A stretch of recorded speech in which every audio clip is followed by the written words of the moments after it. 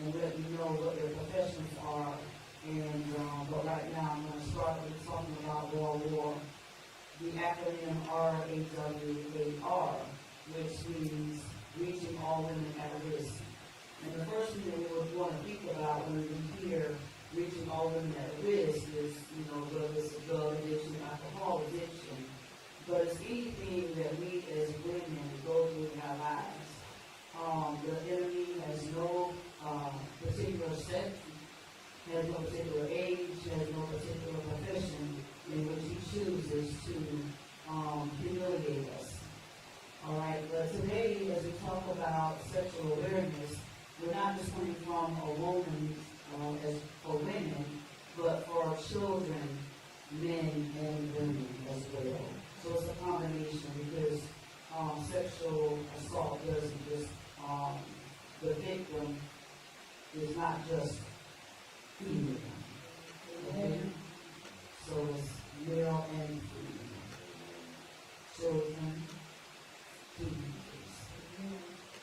So the World War, the birthing of World War, as I looked upon it, I realized that the things that I went through in my life is why World War was birthed. The Lord had been talking to me, speaking to me, and I didn't realize that for a long time. But in 2013, I think it was, just before something happened in my life, but nevertheless, he was talking to me then, but I still didn't realize, he was speaking to me that World War, women's ministry was going to come from the experiences in my life, even from a child. So, with that being said, again, because I know that things that have happened in my life is why World War was born. And he was my God. So today is very near and dear to my heart. We have done domestic violence 2 years previously, and this is the first of our doing the sexual assault awareness. And so I want to say that I'm going to start with myself, and then we'll start, again, like I said, speaking with our panelists that are here today with us. That as far as I can remember, I was trying to remember at what age of kindergarten, because I was in kindergarten when it happened to me to begin with. And when the panelist explains what sexual assault is all about, I don't want to get into what they're going to be talking about, but that was sexual assault back then when it happened to me. So from time to time, different ages of my life, even up to high school, there was sexual assault, okay? So because, again, what happened in my life, it didn't feel good at that time, but God had a plan for me. He didn't do it to me, but what I'm saying is what happened to me, there was a plan and a purpose to it. So therefore, I don't take this lightly. So again, that's where this is birthed from, what has happened in my life. Okay, amen. So with that, I'm going to allow Elijah to, tell us a little bit about, who she is, what her profession is, and we'll do the same thing with Miss Victoria. Okay.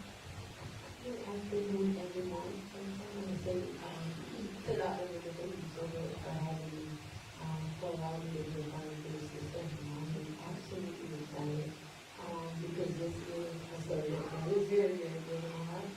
I want to just say thank you for being with me to for me and for speaking together. But so I am an Iranian. I am the founder and owner of Radio Women's Center. Radio Women's Center is a private practice facility, and we particularly highlight therapy for our children and adolescents who have experienced trauma. And so a good deal of our job is helping those who have experienced trauma, whether that be sexual assault or some other type of traumatic, helping them to learn the language, how to heal, how to process their feelings, and not circumstances, to be determined of who they become. And so that's, a big portion of my life. Another portion of it is I do serve as the, school social worker for Sunken County School District. I've been there for about 5 years, and a lot of my job there is, of course, dealing with our children who may have areas that's prohibited for them to successful in the but also serving the families of those children as well. So that's a little bit about what I do. But what I do come to is such a passion because I am not only a victim of surviving sexual assault, but the age of 12 and to be in college. And so a lot of my story is fueled around me for the kids that I serve because I had to go through the language and what healing is like in my own life, but also understanding that it's different for everybody. So everybody's healing level does not look the same, but we give them the tools that they need to heal properly. So that's a little bit about where I'm excited to be here. I'm excited to be here discussion, and I'm hopeful that something that we say today resonates, that even if you're not getting all survivors, you will get the tools that you need, that if you come across someone who's struggling or looking to survive, that you can put them in that thing that they need to do, or give them the way to encourage that they need and so they don't go on to. So I'm excited to be here. I guess I am the tool, the resource. I'm a big word of fields. I have been in the young as I look for 20 years now. I have been there in residential. I am FCA, so I have worked independently with children and adults. I prefer the adults because, with children, it's the heartbeat of what you find out that's happening. You just want to go and rescue them. Adults that I've had those conversations of them holding it in for so long, and maybe have never told anybody what they've gone through, and then the release that they have. And I like being that person to help them feel comfortable and not just see someone that looks like them or talks like them, have that release instead of feeling like maybe they can't talk about it. I am actually one of the newest therapists at Activity Healing, located in Columbia. We do have an office that we go to in Suffolk County, and we are also connected with the same nurses at the hospitals in different counties. I believe it was Richland, Sumter, Newberry, Kershaw, and Lexington counties. So you might see my face at one of the hospitals. You can call our hotline number. There's so many resources that are out there. A lot of people just don't know what is out there. But the first step is actually having the courage to say, I'm going to go and talk to someone with your help. Whether it's someone who was just assaulted and then they go to the emergency room and they talk to the same nurse, the police can be contacted at that time if you choose so. One of our survivor advocates will come to the hospital and be there for you to hold them all through it. We have volunteers that answer the hotline. It's 24/7. You can call them whenever it is. Or if it's something that happened when you were a child, and it's like, I never processed this. You can still call the hotline and you can get connected with one of our advocates. And then after you finish with the survivor advocates, you'll continue. So there are resources out there and tools that are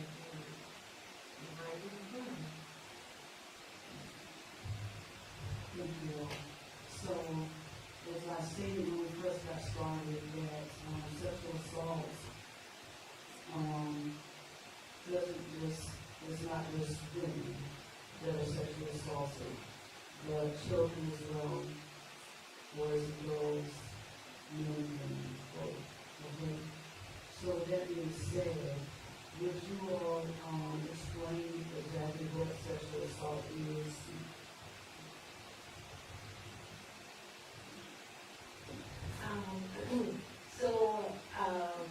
A lot of times, often when we do sexual assault, so for someone to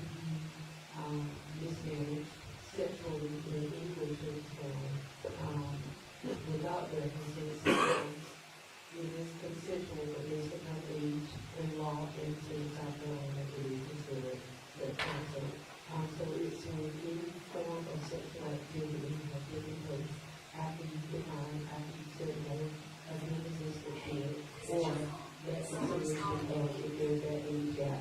Oftentimes you see it in teenagers who, maybe at a certain age, and then you get with someone who's a little bit older. And there is that statutory clause that says it doesn't matter if you're 14, because it's even X amount of years, and that is considered, statutorily inappropriate for sexual contact. So I would say that it's any form of sexual or any form of sexual acts that is not consensual. Oftentimes you think of the full-fledged act of sex, penetration, and it can be what we call considered grooming. So doing things, making certain gestures or having certain language or manipulating someone into doing something. It is almost like, and I like to use the analogy when we're trying to teach parents what grooming is. It's the equivalent to if you're trying to get your daughter or your son dressed up for a ball or for a thing. You go above and beyond to make sure they don't look right or they look more presentable, right? So we put them in this nice suit, or they put them in a suit all appropriate dress. And grooming is the same thing. So it's the same thing. We're doing things with the intention to lead to an act of violence or to an act of sex.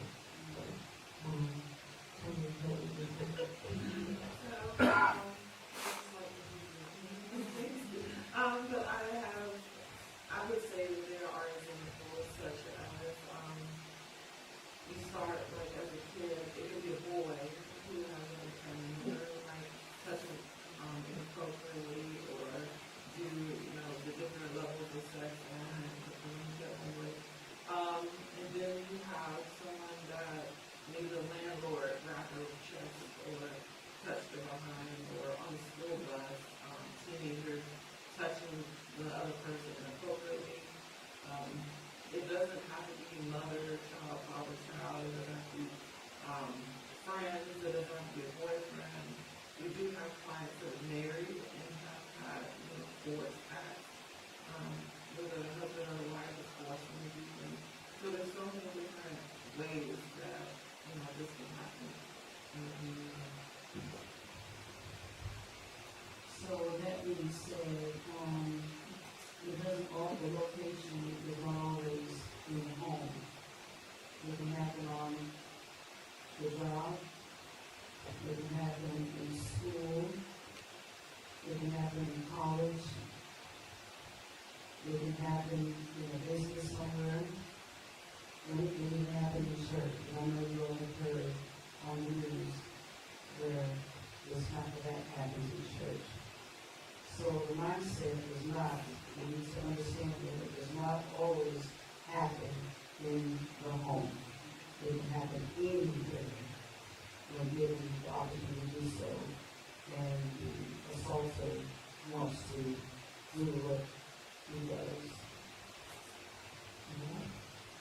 And so why is it, so hopefully you really want to talk first. Why is it such a challenge to actually talk about sexual assault?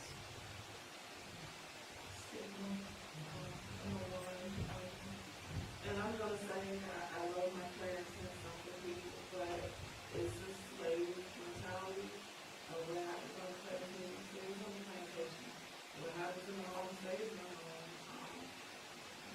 Back in the day, there was a place where if a kid got pregnant because of an assault, you just send her away and she has a baby, and she comes back with a baby.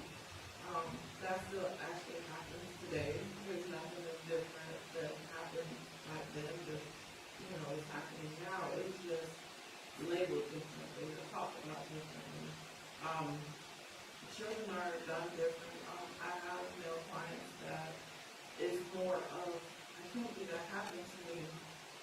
I don't know who to tell. And if I tell somebody, then what would he say?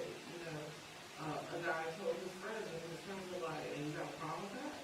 He was made to feel like he was wrong for questioning what his babysitter did to him.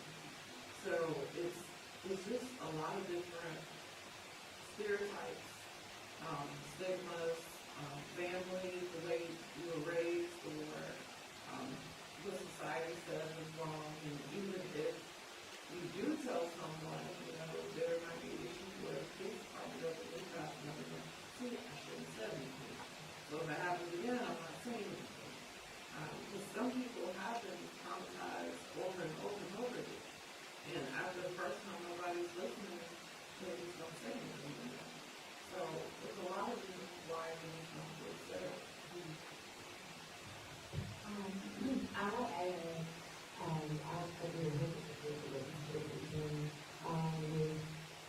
stigma of that will become what happens in my house stays in my house. And so oftentimes, once you start interviewing, you see that this is a professional cycle. Sometimes it's a generation. So it's not just I know mother and I know son. You find that mom or dad has this okay with son, and their mom or their dad has this okay with son. And so the response that we've grown up seeing has been, we just sweep this under the rug, we pray about it, we trust that God is going to heal it, and we move on. And that is a perpetual thing that happens over and over and over again. And so sometimes people truly believe that that is the only way that it is solved. And so they don't open up, they don't talk about it until you have discussion about these, or until there are moments where they're in situations where they drastically responded much bigger when something was really small, and then when somebody takes the time to start pulling, that's when we get that information, and then you have to like start having those conversations. So I think first and foremost, making it okay to have these type of gatherings, to have these conversations, that this is something that happens more than you think that it does. Whether it's the full act of somebody holding you against your will, like the most violent form of it, or even the most simplest of somebody grabbing you away like this, like being able to have those discussions and say that this is not okay. It's okay that you talk about it. I think that kind of releases the stigma, but it also releases that great level of shame. Because oftentimes when there is sexual assault, there is a large variety of shame that's connected to it. And so it's, okay, who's going to believe me? Am I going to believe? What's going to happen after I do? And oftentimes, most of the time, especially if it's somebody that we know, that's a family member, that we love, we also start thinking about what's going to happen to them. And is my family going to be torn apart? So all of these are things that are drivers to shame, that are also drivers to silence for why we don't. And so I think just first and foremost, relieving that stigma or relieving that pressure of it's okay. It's okay to tell. It's okay to talk. It's okay for us to figure this out together. And I think if we as a community start developing more of that it's okay, then we'll see more of the people who are willing to open up and share. But again, I think that comes with a collaborative effort, not just us here talking, but our community and then law enforcement and everybody who would have a hand in those that do have those outcries and what that looks like. Being able to set that good example across the board, multidisciplinary, and not just one area, that we kind of start thinking a lot of why people don't tell them in the first place. So something that you mentioned, one of the reasons is what that was my reason the early age. Who's going to believe you anyway? You know, and the mentality of the parent or grandparents that you were told would have been, get out of my face, you know, go somewhere and go sit down. You know, and not like that happened. So therefore, that was mine. And then later, it was just simply scared because I was threatened that I told somebody they were going to do such and such.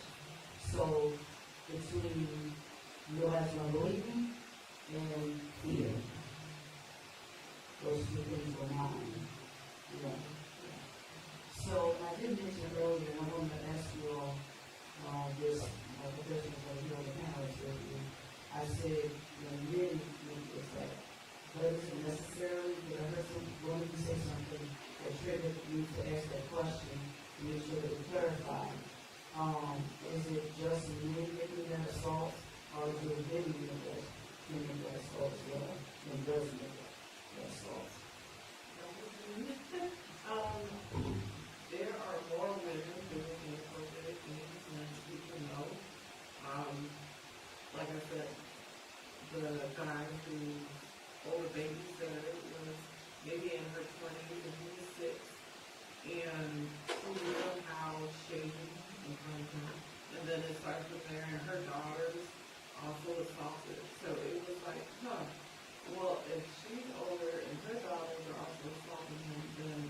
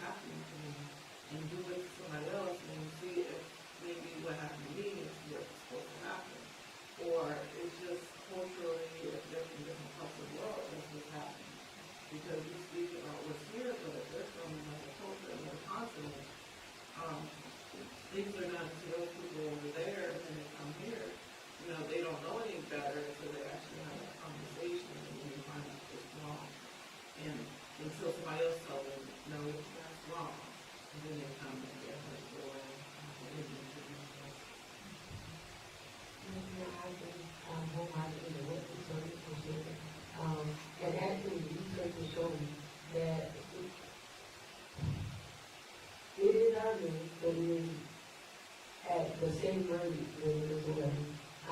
And I agree with what she said, that oftentimes, most of the time, those who are perpetrators have been victims themselves.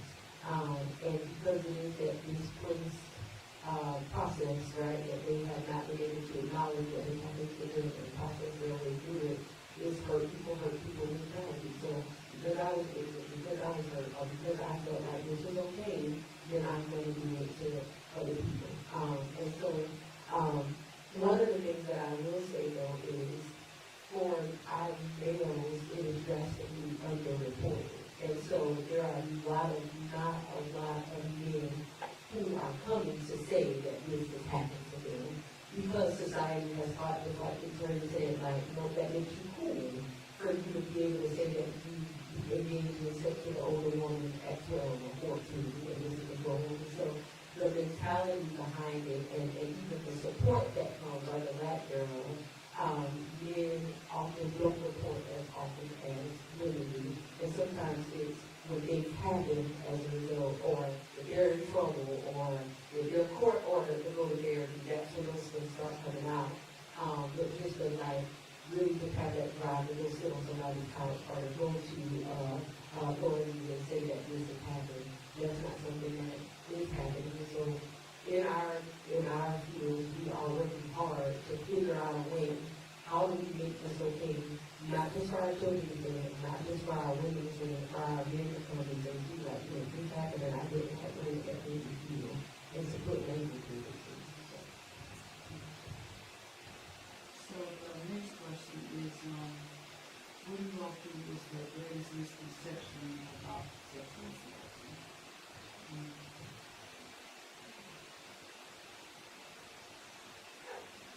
I'm going to speak on behalf of children because that's my population, those are my people.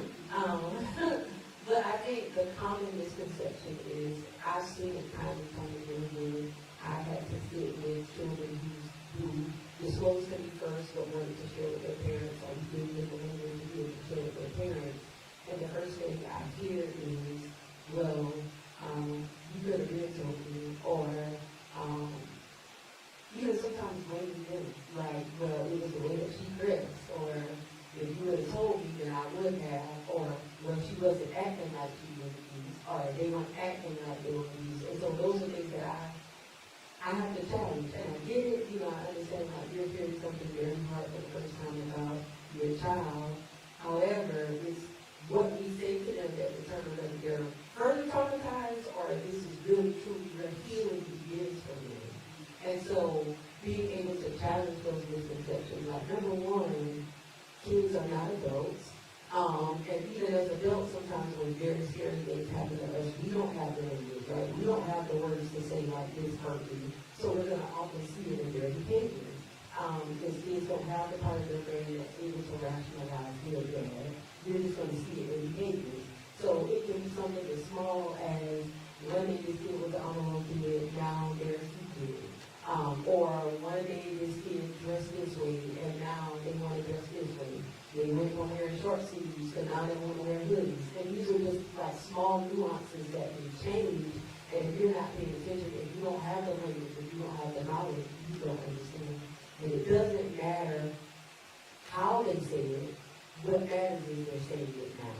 And so I think for me, dealing with families and children, a lot of that common misconception is they think that sexual assault looks a certain way, or that kids should just have the language to say it, and they don't. And so just educating them on, like, number one, that's not how this works. But number two, let's be mindful about how we approach it moving forward to determine what happens to them. I just want to say that I feel like that's what you said makes so much sense. If people are, like, that's a lesson in itself. Because we're taught the thoughts, feelings, and behaviors. If you look at, if we're taking from the kids' standpoint of a kid that is so mannerable and so nice and doing good in school, and all of a sudden they're just blanking out, they're staring at school, they're just disconnected. And sometimes you think, okay, maybe that's just one day. But if you're tracking it, if you have a niece or a nephew or anybody, and you're just like, something's just different about them. Try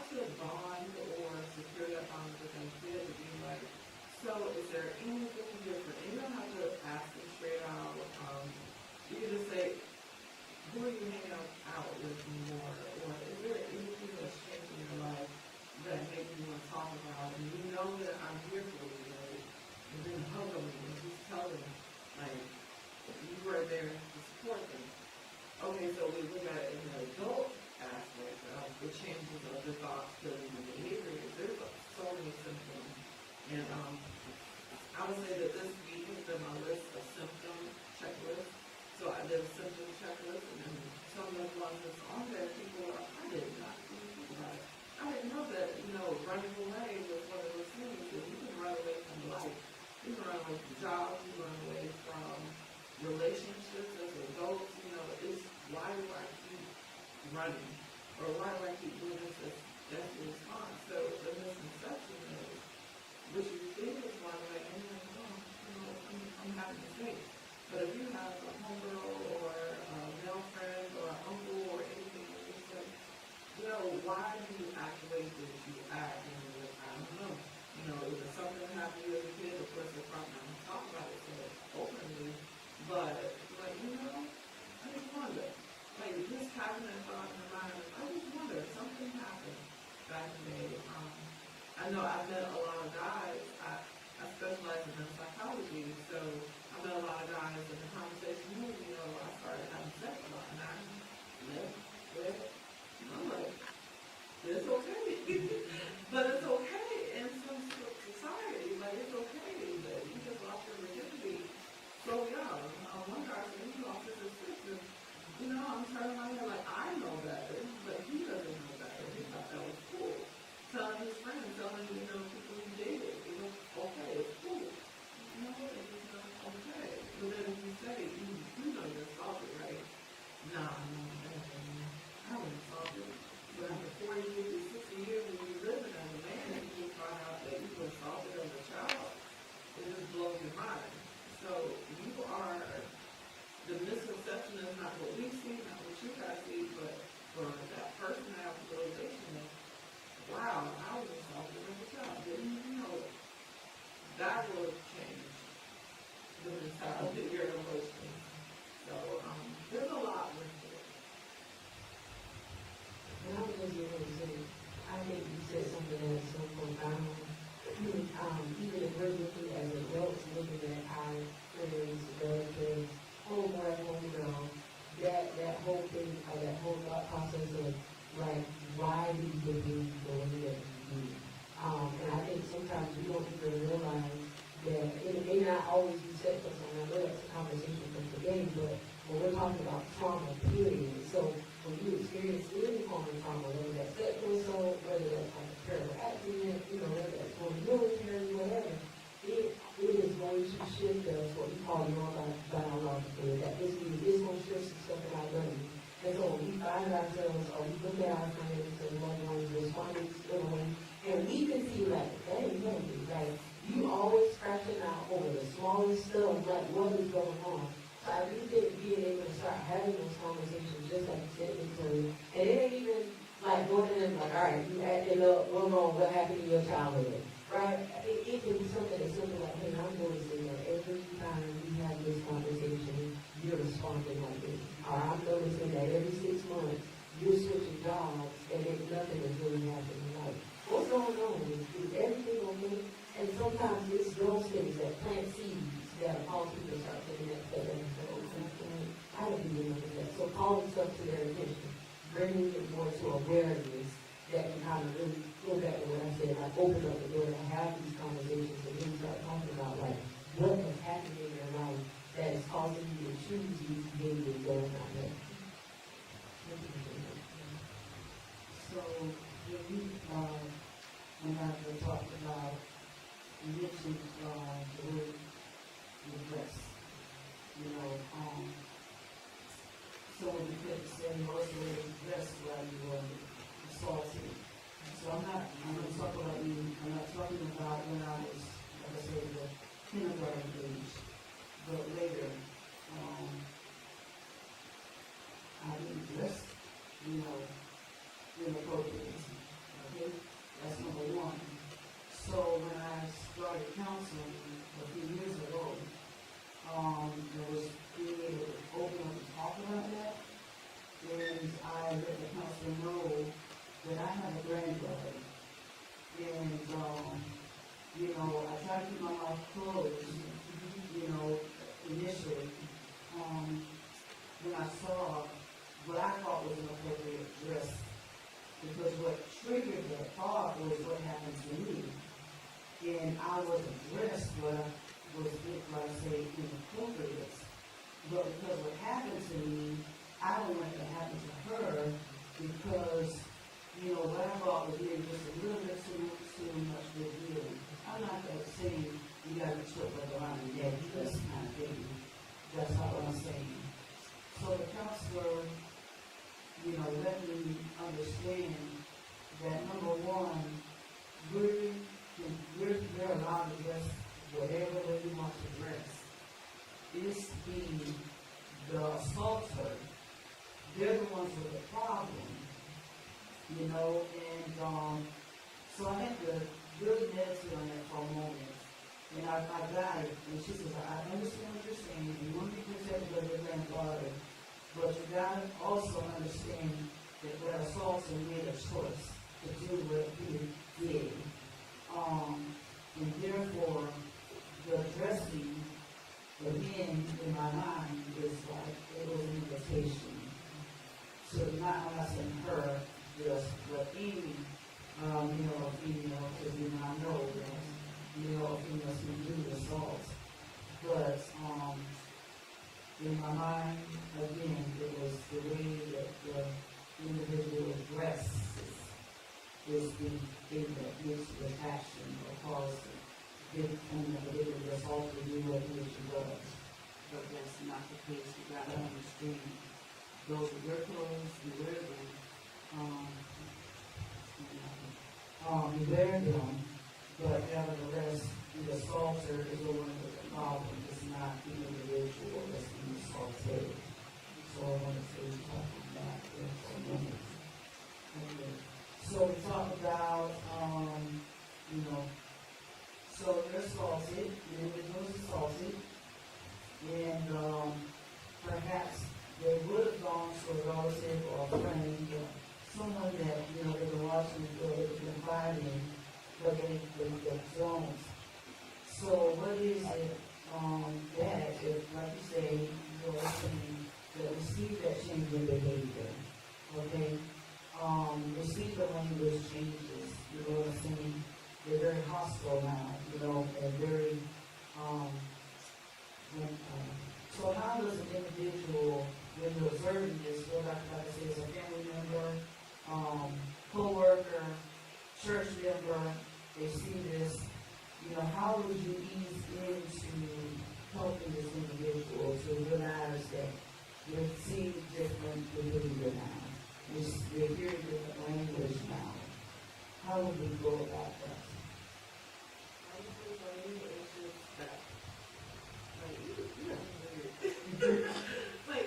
I think I just have that personality depending on who it is. And I'm like, you're kind of new. You're kind of different. I just call it out for what it is. Hopefully that person has a relationship with me and they're like, you just put your therapist brain away. Like, they always tell me, like, stop trying to therapize me. But it's like, but no, you're out here really different. If it's a kid, they'll probably like, they might start crying because if something really did happen, I am the personality for my children. I like to see people cry because that means that there's a breakthrough of something happening. So if you're engaging and you're hugging or you're at eye level and you're like, hey, I noticed something is just different with you, that you got you. You can talk to me, the tears will flow. And the tears flowing, you have to stop it. Like, just tell me what's happening, what's wrong. Let me be that person to help you, support you, to get you through it. I guess because of the job that I have the resources to immediately help them do that. Or I can say, if you can't tell me, you cannot be in the room to tell somebody else. Whether it's them telling me and then I tell their mom or dad or whoever, that is very helpful. If it's a friend, you have a best friend that's never said anything, it's one of those things that, just staring, I have to stare into the face of that. You can just stare at somebody and then just be like, okay, there's something, and then they'll just start telling me. If it's meant for them to have a healing, to open up, to let that through, they will open up and let that through. I know that if there's a thing where it's like not every job is for everybody, and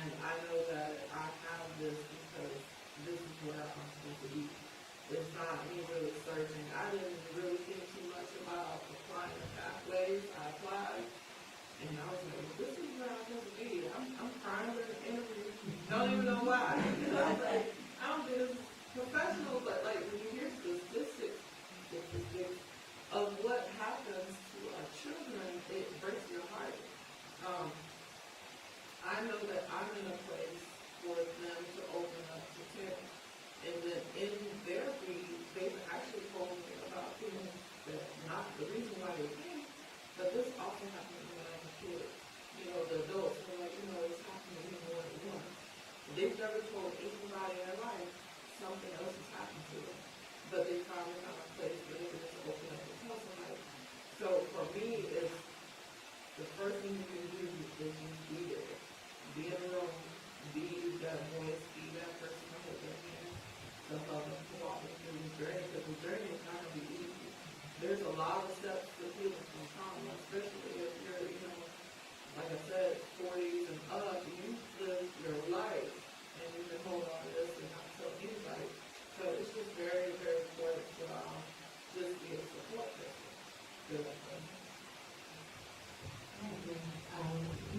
I think for me, the importance is relationship. Because first and foremost, I can't tell somebody's behavior is a shit if they don't have a relationship, right?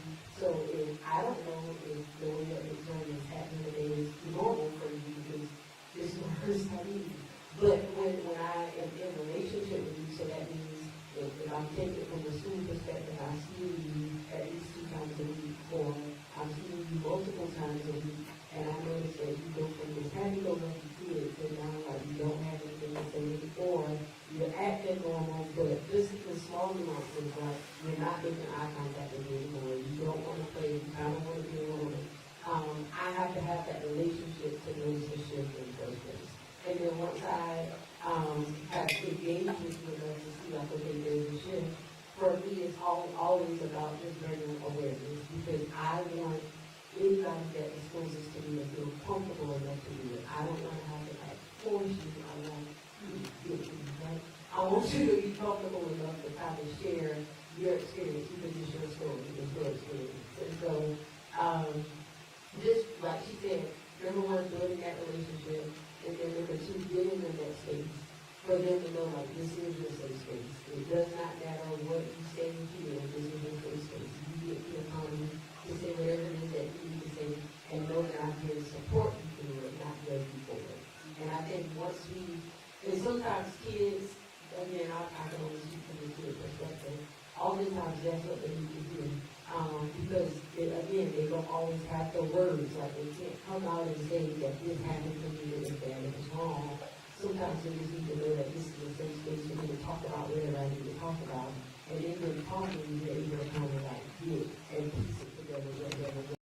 So, relationship and person.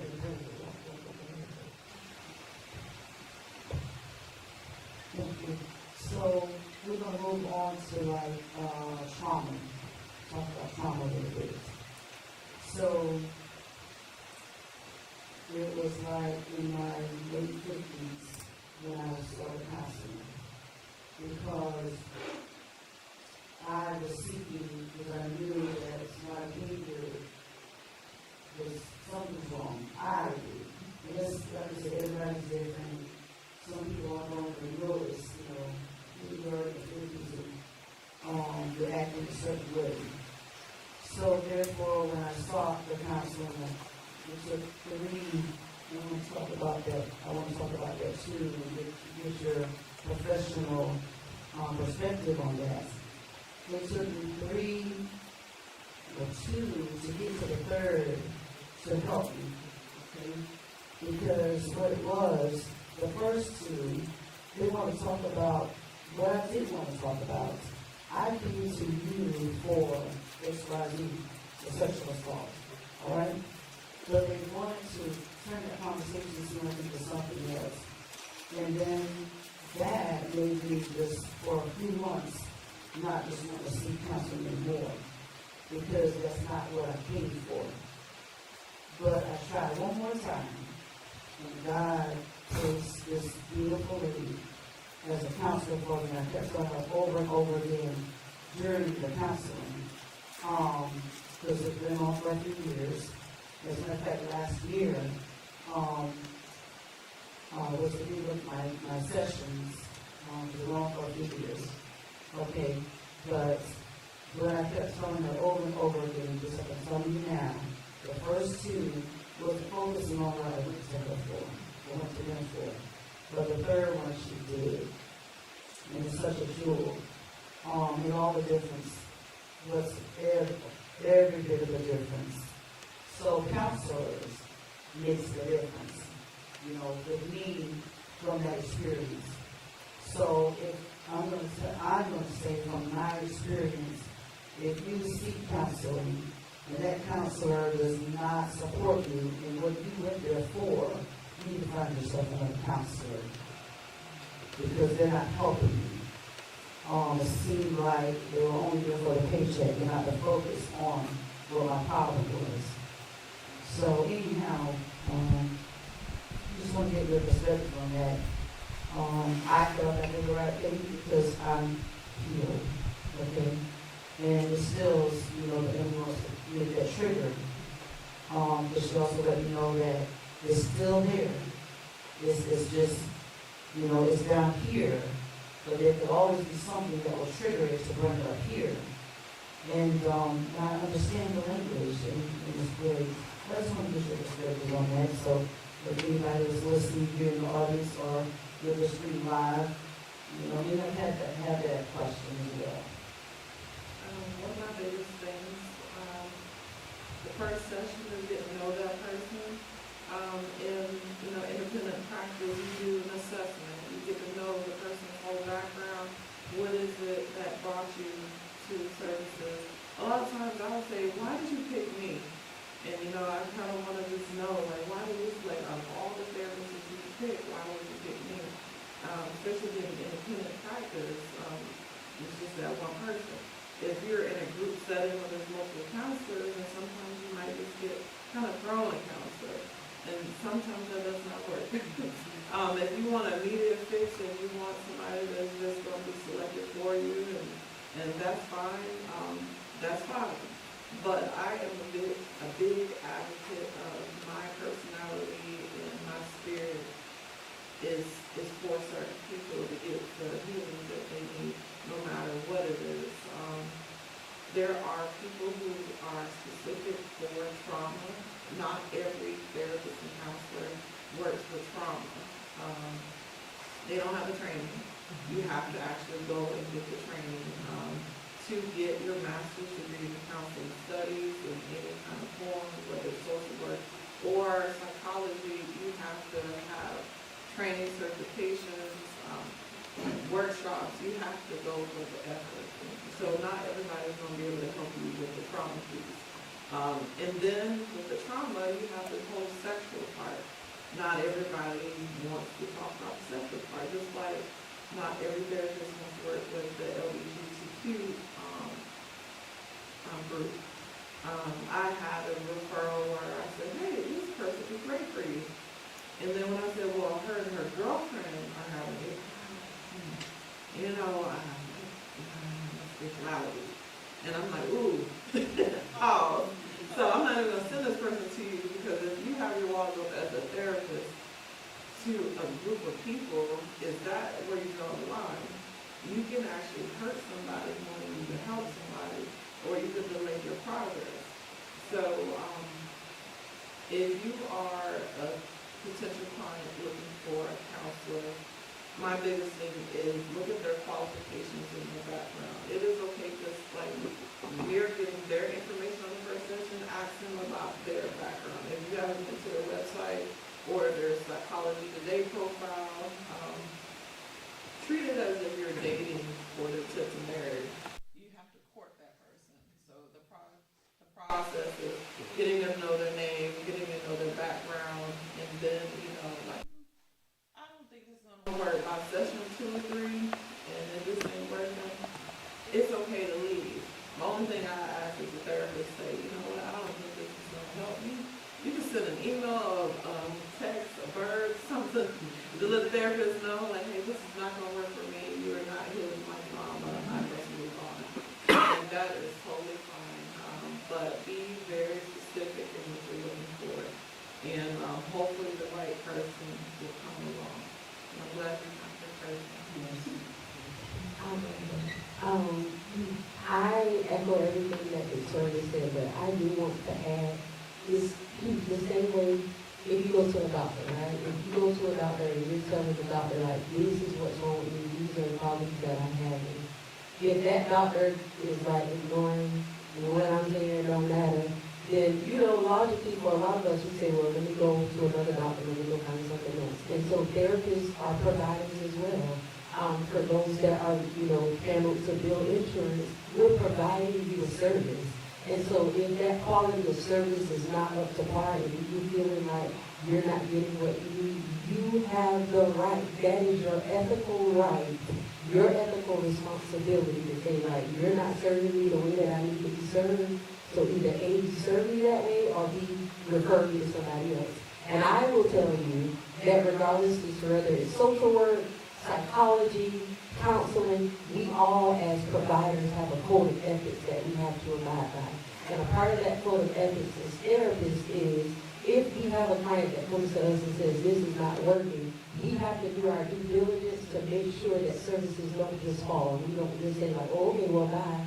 Then we do a due diligence, okay, here are some referrals. These are some people that I think might be beneficial to you or for you. And then we do that follow-up to refer them to somebody else. We don't just like drop people to. So the same way that you guys have rights and responsibilities, as therapists, we have rights and responsibilities too. And I like what Victoria said, kind of have an idea when you go to therapy of what it is that you're looking for. Because we also have an ethical obligation as therapists to say, like, I'm not trained in that, or that is not my area of expertise, so let me send you to somebody else that does. So I'll say, like, for me, the bulk or the majority of the work that I do is trauma. So a lot of the work that I did education-wise, what we call, you have to do like supervision, you have to do internships, all of that was circled around trauma and families and children. So I have an adult that comes to me and says, like, I got a personality disorder. I'm going to tell them, like, oh, thank you for coming to me, but let me refer you to somebody else because that's not my area of expertise. And I'm okay with that. I understand that, number one, if we take it to a spiritual level, we all go through things. And it's what it is that we go through that builds us, it builds our testimony to be able to help others. And so if that's not a part of my life that has been tested, I can't help you there. And yeah, I may have went to school and kind of got a little bit of understanding about it, but I would be a disservice to you to come and say that I can help you in an area that I have not been tried and tested in myself. So every therapist isn't like that though, because there are some that are out there that we need it, they do it for the money. And when you see those that do it for the money, you're going to always be able to tell it. But for those of us that have a passion about it, we're not afraid to say, like, I love you, but this ain't my scope. I'm not culturally competent, and I would dare not make it worse for you. And I can't make that decision for you. I can look at you, give you all of the reasons why that's wrong, but ultimately, until you're ready, you're going to continue to make that choice. And the only thing that I can do is support you and give you the language to be safe in your decision making until you decide to do something different. And so I think, number one, teaching, not just us as therapists that knows it, but teaching everybody else, especially the ones that make comments like, well, why won't they just leave? To have that understanding that everybody isn't built the same. And until you've been in that experience, it's easy for you to say what you would do until you're in it. That is so true.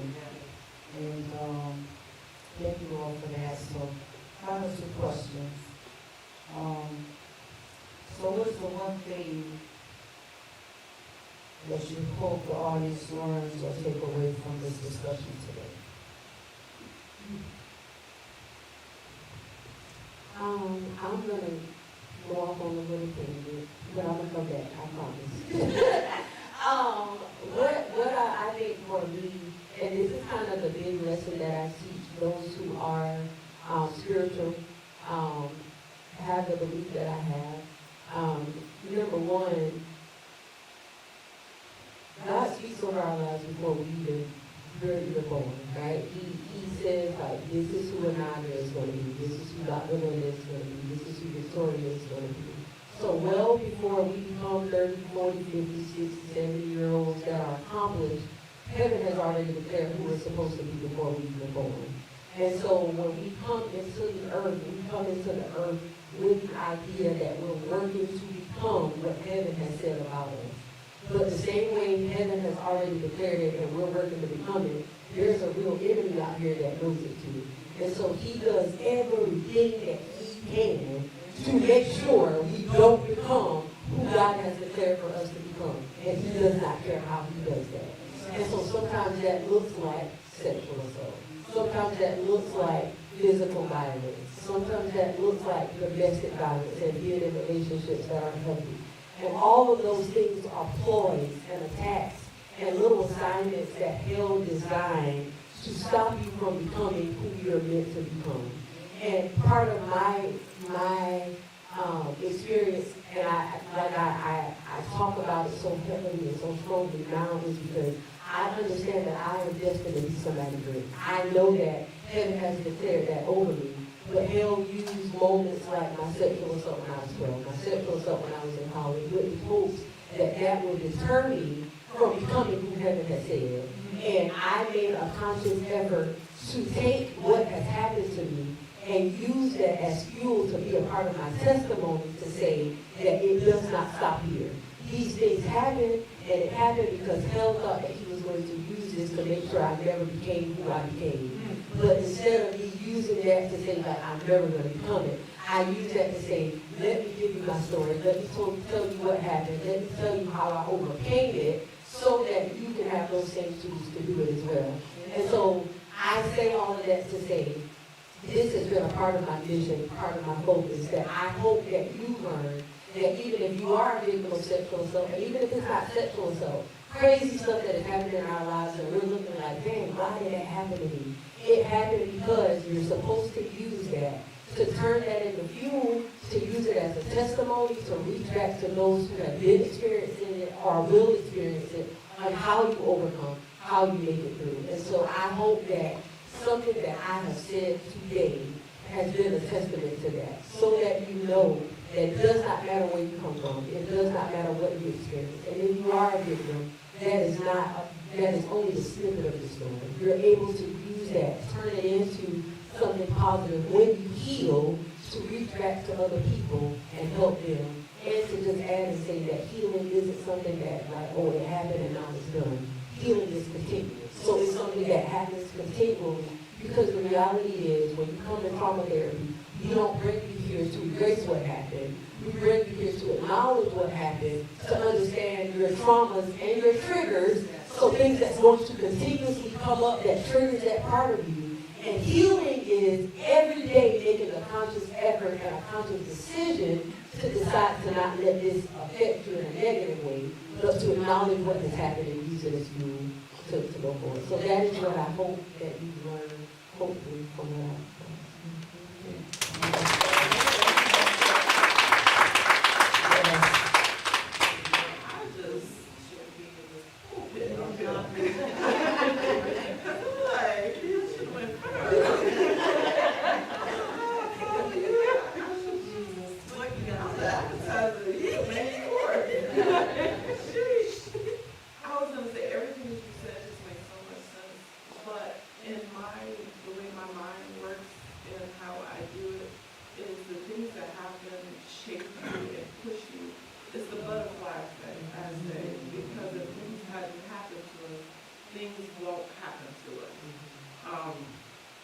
every little aspect of your life, like me as a psychologist, it's like, from birth, where were you born, what happened, what did your family make up, and how everything is practiced, where you go to school, and where did you move, and who did you meet, and how you see things.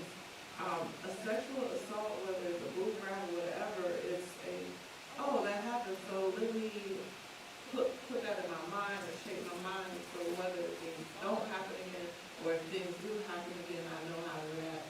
It's a life lesson. It is a trajectory that we're on. I do firmly believe we have our purpose. A lot of people don't understand our purpose, and it might not come at the beginning. It might come later. That assault happened. It didn't hit you as a child, and then it comes to me as an adult, and it's a cycle. It's something that's happening to us that we have no idea that it's happening. And it doesn't have to just be assault, but just trauma. A really bad 18-wheeler move over and knock you off the road, and you have a bad car accident. That is a trauma. That is something that happened to us. And so our lives will be shaped after that based off of the accident or whatever it is. So that is definitely a good point. For me, I think that if I want anybody to know anything is just to be kinder to one another, because you just never know. The people that we have, I've had clients come and go, and it's like, wow, really? You? I didn't see that coming, or I didn't know that to come. Or, we have many races, we have many genders, we have, I know I had started out with a lot of USC students that look like, they're hanging out at the bar, they just don't understand. And then you have the guys that came through, and I'm like, oh, okay. And then you have the kids and the family, and you don't see these things from the outside. And for me, I wouldn't have seen it, on the outside of what who I'm talking to now. So we have to just be kinder to one another, because we do not know the burdens that people have. I don't say who I am in my background in my life because that's irrelevant. I'm just a pawn on the chessboard that God has directed me around. So I'm just here to help. I know that I'm in the right place that I need to be in, and it might not even be for a client that I've had in the past. It might be for a client that I have in the future. So I just encourage everyone to just be kind, to look out for the children, to hold someone's hand, because I think that we're forgetting the human decency of just protecting one another and being there for one another, and for our men to support them, because they don't talk. There's a stigma. There's you keep your mouth quiet, but there's things brewing. You ask them, how you doing? I'm alright. What you got? What you thinking about? I ain't thinking about nothing. They might not be thinking about nothing, but they might also be thinking about something that they feel like, what's the point of me telling you if you can't do nothing to help me? And so it's just something as simple as, well, you don't have to tell me, but I got you. Alright. Maybe not now, or maybe later they'll tell you what it is. But we just have to be kind. Awesome, ladies. Last question. So, how can the people that's in this room and those that are on Washington Street Live turn their awareness into progress or their pain into power?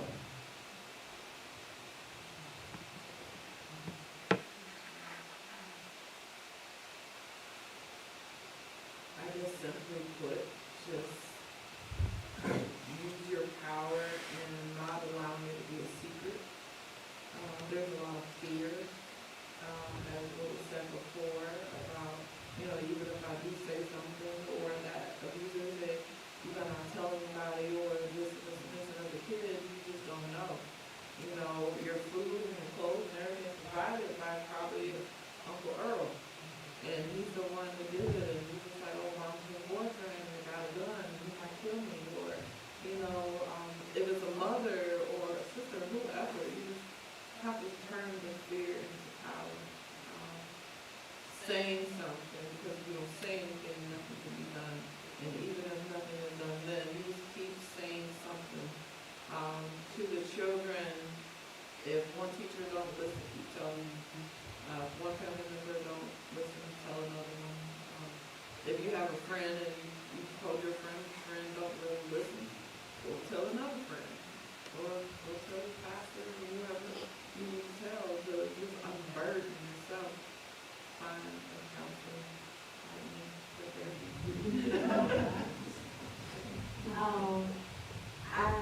I'll say we all have one of the most powerful tools that everybody in this room has it. It is our voice. And so using your voice. Use it. And I know there may be life experiences, situations that may make us believe that what we have to say doesn't matter, we're not heard. But use it. Because I promise you that eventually it falls on the ears of somebody who will use something. And so I'll also add, in addition to how we take this awareness and turn it into power, whether you realize it or not, because of the way our brains are set up, because you sat in this room and those that may be online, because you listen to this live, if you were listening with intent, these are things, a lot of things that were said will continue to just kind of like filter and kind of ruminate in that brain.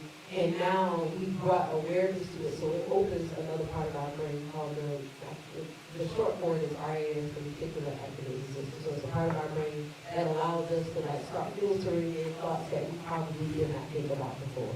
And so I think that because you've been in this room, that now our brain is really going to start working, and now we're going to start really being more aware, right? And we don't just stop at awareness. Once you start noticing, like you talked about earlier, things are shifting. You're looking at individuals in your life and noticing like, right? Now, how do we turn that into power? When we see it, we don't just stop at seeing it. We do something. So that's going and talking and saying like, hey, I'm noticing something is wrong with you. Or even if it's in your own personal life, like, I'm noticing like I'm crashing out every 3 months. Right? And so when we notice those things, when that awareness comes, we don't just stop at awareness. We take it a step further. So we find the people that we trust. We find the people that we believe are able to do something, make something, and we have those conversations. And I'll be the first to put myself on the chopping block and say, if you're sitting in this room and saying like, yeah, I'm thinking about it, but there's nobody that I can trust, then you have 2 very good resources sitting up here. And if it is childhood stuff, I'm here to help in any way that I can. And if it is adulthood stuff, I will gladly refer to Victoria and say, go sit on her couch and talk to her and have conversations. But finding your voice, finding the space where they honor your voice and your voice matters, and we don't just stop at hearing your voice, but we give you the next steps. Are there, even if it's not us, the people that you're going to share your voice with, that they're able to give you the next steps. And I'll be the first one to lead in and tell you, if you're going to somebody and you're talking and they're not giving you next steps, find somebody else. Because there's somebody that's here to tell you that your voice matters. You deserve to take up space. Your experiences are true, whether they believe that they are not. What you experience is true. And you just got to find somebody who's willing to listen, to hear, and help you navigate through that. So if I could be of any assistance to help you navigate through it, I absolutely will. I do believe that's why I've been placed here. And if I can't, I promise you I'll refer to you somebody that can. So, Thank you ladies so much. Being a witness and I can say that I validate from the experience that I had, you know, it didn't feel good, didn't understand, you know, the why, because I actually, again, many things and many questions to my counselor. One of the things was that I had some sign on my head or something that drew these men to do what they did. And I just didn't understand because I didn't ask for this. I didn't want for that to happen. It happened. So the turning the power into the pain into power for me is, you know, God has just blessed me tremendously through my life. He really has. So, you know, with the experiences that I've had, you know, through work, in the military, in education, you know, I taught 4th grade. So therefore, I was able to see, you know, no one's a therapist or a counselor, but because you know that when you be in the school system, you know, it's their teacher hears me pass. Everything. And I see the behavior of some of the children, and like we've already stated before, that sometimes, you know, when you suddenly see a child change from one behavior, talking from one language to the other, something is wrong. Well, you're not that counselor where you can, you know, go in there and and spend that time with that child, but you know something is happening. And as an adult, that this, now you're carrying this from your childhood, you're carrying that from your childhood to your adulthood, as an adult. And like I said, it was in my 50s before I sought counseling because I realized something was wrong. You know, I should not be behaving this way. You know what I'm saying? And I sought help. But everybody's not going to do that. You know, because of the thing with the stigma, like you've already spoken about, because of the shame, and nobody's not going to listen to me. And so, therefore, that power is looking back at, again, I use my granddaughter, because I don't want what happens to me to happen to her, or to any human being. And so there are the perpetrators out there that's going to do what they're going to do anyhow. But we pray to God that God will change them, because over as what you said already also is that when hurt people, because they don't know how to handle the pain that they suffered, could have been from childhood or could have been in their teenage years. The bottom line is it's happening and they don't know how to handle it. So with that being said, I thank God again for the birth of this. Because I toiled with doing this. Let me say this piece. I toiled with it because of my personal experience. And then I said, but you know what? God let me know that people need to know. People need to hear of the awareness, just like when we was doing the domestic violence. So anyhow, the subject is very sensitive, it's very tender, and you gotta be careful with the language that you use and how you handle people. But people need to be healed. They gotta know that they have a safe place that they can go and discuss what's going on with them. And not worry about, because again, like you've already stated, it could be a family member or a friend that you trust. There's that key word, trust. And not worried about them sharing what happened to them because they thought they trust you, and the next thing they know, what they told you is gone somewhere else that they didn't intend for it to go. That initial step is having someone that they can trust. So turn that pain into power is being able to get on a platform like this and talk about it. And God has used individuals to become authors to write about the pain that they suffered from such a thing like this. God has blessed those to open up a business like what you have as a therapist to help broken people and hurt people. God has blessed individuals like you both to be in the field of saying you love what you do and you know this is your calling. God has blessed. And I acknowledge God in it, because if it was not for God, none of us would be where we are. You know, He protected us even through what we went through. You know, and so turning that pain into power is, what is God calling you to do? I'm going to close with that. What is God calling you to do with that pain that you had? Turn that into the power of helping somebody else. Okay? Awesome. So can we give our ladies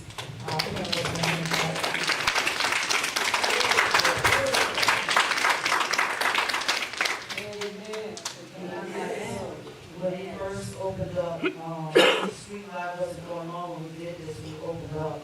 I always give God the glory, and He is first and foremost in everything, because if it was not for Him, none of this would be possible. So we must acknowledge God in all things. So when I'm only going to repeat one of the Bible verses that we opened up with, is Psalm 9, verse 9. The Lord also will be a refuge for the oppressed, a refuge in times of trouble. He wants us to know that He is always there with us. Even when we're going through, He will never leave us nor forsake us.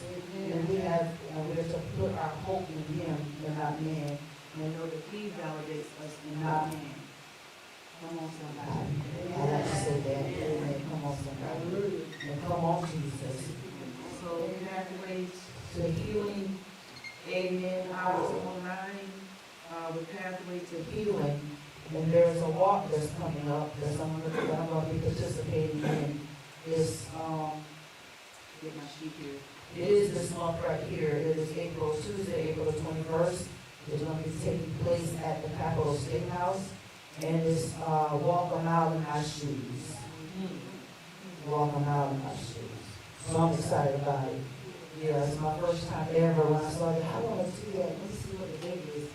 And so you have to register. So if you desire to do it, just go online, amen. And she will talk about it. Oh, she got flash about it. Yeah. Okay. So for those that are live stream, can you sit on that just a moment? For those that are live stream listening, you got the cameras back there for those that are in the audience. But we'll just sit on that for a moment. Okay, so yes, it's Walk a Mile in Our Shoes. It's April 21st. It's in the evening, so dress appropriately. It is a great chance, of course, as a fundraiser for Pathway to Healing. The flyers have a QR code on it that you should be able to scan, and it'll take you to the registration form. This year we actually have Kurt Wilson being the DJ, so that's really nice. And then we just have a good group of people that's going to be out there supporting sexual violence, sexual awareness.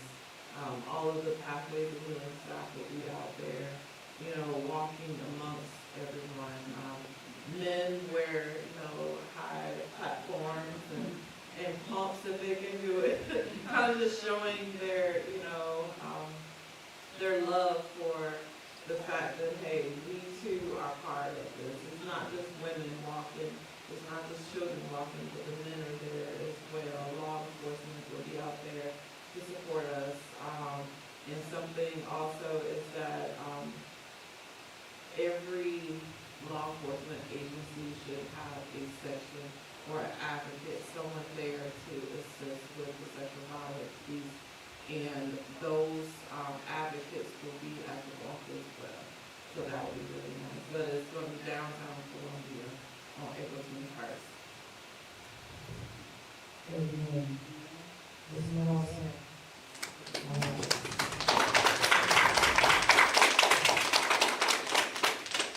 So with that being said, we do hope that those that are listening, streaming live, that if you desire, you have the time to do the walk. I hope to see you out there. I hope to see you out there. Because the plan is that this the Lord's will have already registered, like I said. I plan to attend that walk. And I'll let you know what it was like. All right. Yeah, I'm looking forward to it. I'm a walker anywhere. I love to walk anyhow. But I thank God for that opportunity to be a part of such a thing as that, to walk for a purpose. It's good health purpose, but for the purpose of sexual assault. All right? That is the end of our discussion this afternoon. We thank each and every one of you that's in the audience that you came to support this, and you can tell others about it. Lord's willing, we'll have to do this again next year. And for those of you that are streaming live, we thank you for coming on and connecting. And we just pray that you have an awesome remainder of your day, and that on tomorrow, we know tomorrow is the day that the Lord rose from the grave. Amen. Yes. Giving us an opportunity for the right to the tree of life, eternal life, where He rose. Giving us that opportunity, bearing our sins when He did. We thank you so much. You all have a good afternoon.